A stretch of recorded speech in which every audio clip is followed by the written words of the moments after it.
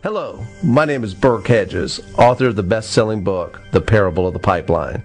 I open my book with a story about Pablo and Bruno, who take two very different paths in their quest for financial independence. What you're about to see is the delightful animated story of their adventure. So, sit back, relax, and enjoy the life-changing lessons in The Parable of the Pipeline.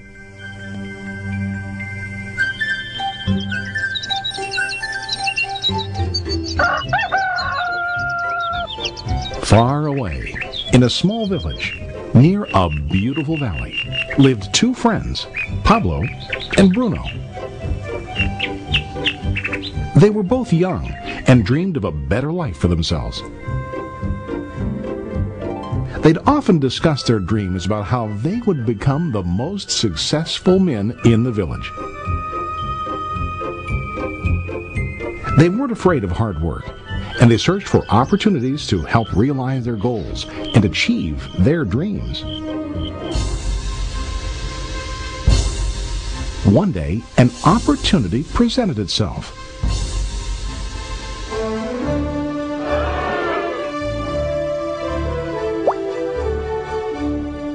The mayor of the village decided to hire two people to bring water from a spring up on the mountain, across the valley, back down to the village. They were to be paid based on the amount of water delivered to the village. Bruno and Pablo enthusiastically got to work. Every day, from morning till evening, they carried buckets to and from the spring. They worked hard, carrying water to the village. In the evening, they'd return home with their day's wages.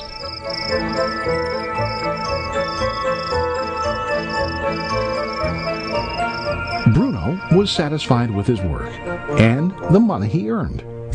He was sure that with this work he could achieve his dreams. Bruno thought that to increase his wages he could use bigger buckets to bring more water each trip.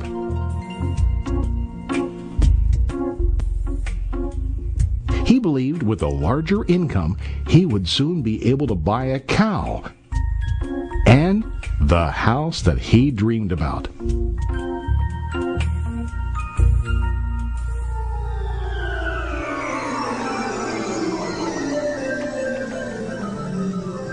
Now Pablo was not satisfied.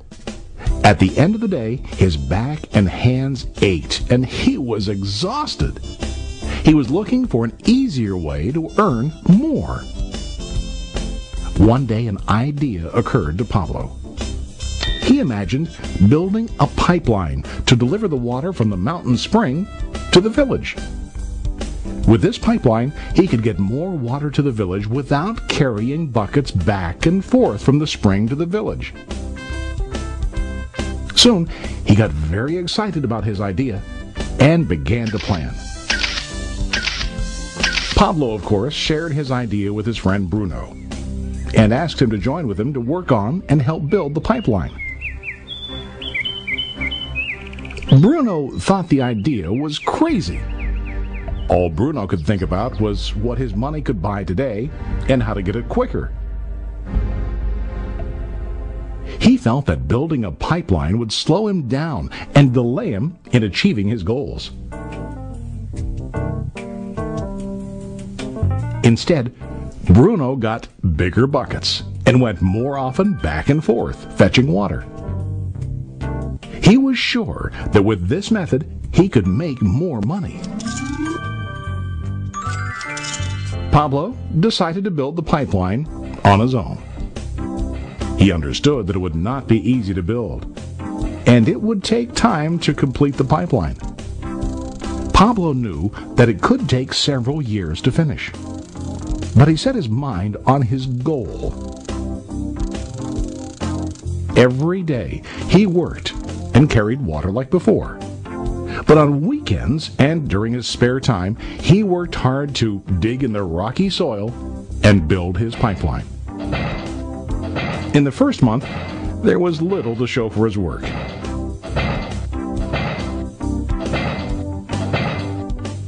Bruno and the villagers laughed and teased him. They called him Pablo the Pipeline Man. During this time, Bruno's income doubled. He already bought a cow and a bigger house. His lifestyle changed. He now spent time after work in the bar, enjoying his hard-earned wages from delivering water.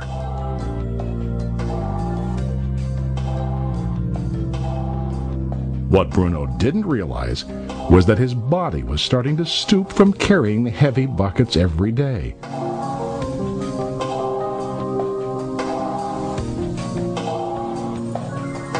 His face looked worn and his body tired.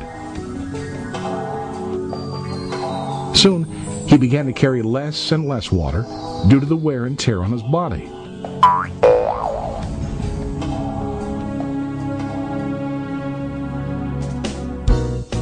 Month after month, Pablo worked. Soon a year passed, and then a second year. Finally, Pablo finished his pipeline. He now used his pipeline to deliver water to the village instead of carrying buckets.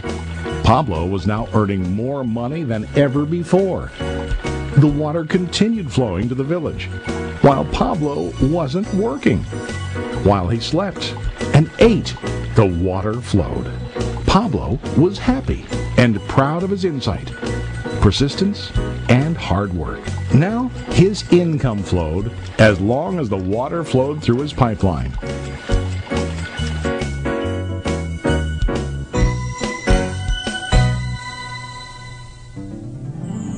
The story of Bruno and Pablo is a reflection of life. Their jobs symbolize what most people do to earn money.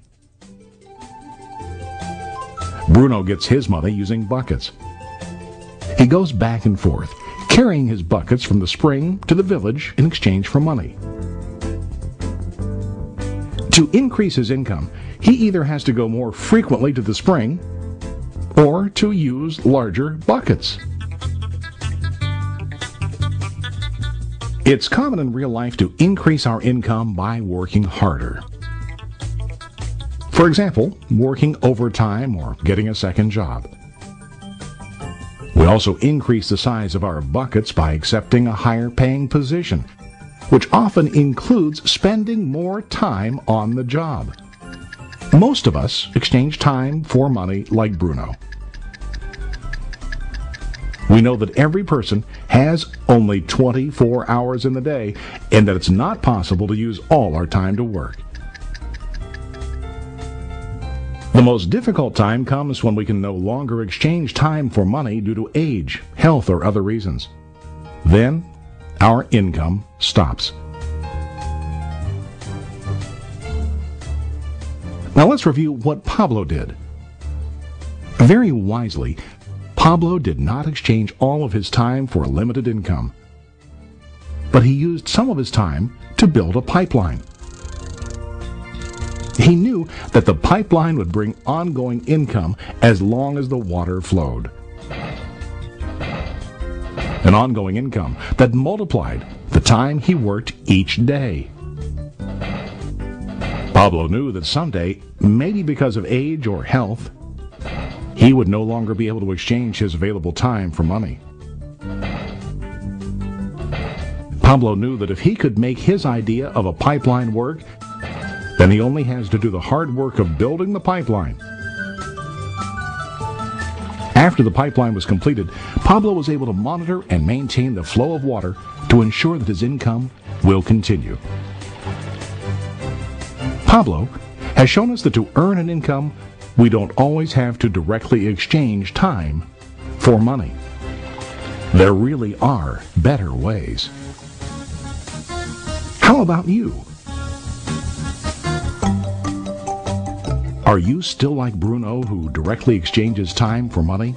Or do you want to be like Pablo, building and maintaining a pipeline for ongoing income?